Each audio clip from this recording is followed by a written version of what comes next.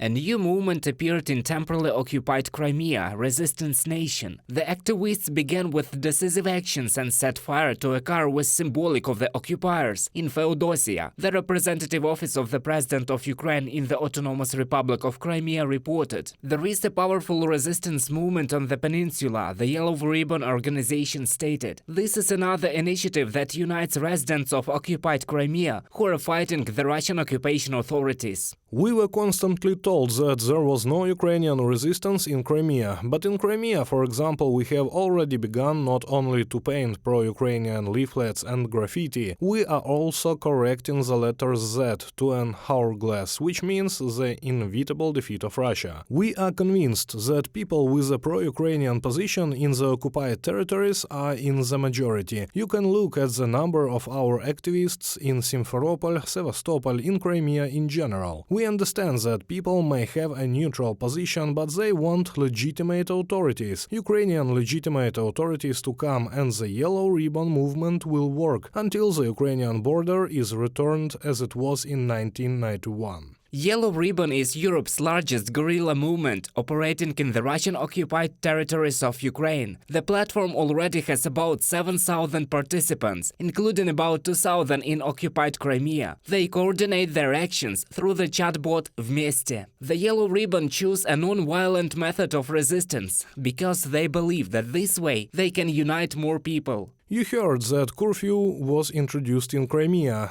They are recruiting volunteer patrols, and I would like to say hello to the Crimean occupation authorities. Our people from Yellow Ribbon will be among those volunteers. We will have all the information. That's why we send our greetings. Regarding how the occupiers threat us is very simple. If you see a Z in a city that is under Ukrainian control, what kind of reaction would you have? Of course, negative. You won't understand what's going on, why this Z is here. So do the occupiers. They see ribbons and graffiti all the time. Recently, our activists painted over the city lights with the Wagner PMC advertisements. It's just beginning. We will not slow down. This is a photo of a military airfield in the town of Saki in temporarily occupied Crimea. It is an important strategic facility and it is under the surveillance of members of the resistance. The Operational Command South also noted an increase in information that they receive from residents of the temporarily occupied Crimea, and this is military information that will further assist in the liberation of those territories. The movement itself is growing, not only the Yellow Ribbon but also the Crimean War Ghoul, Atesh, and all of them confirm that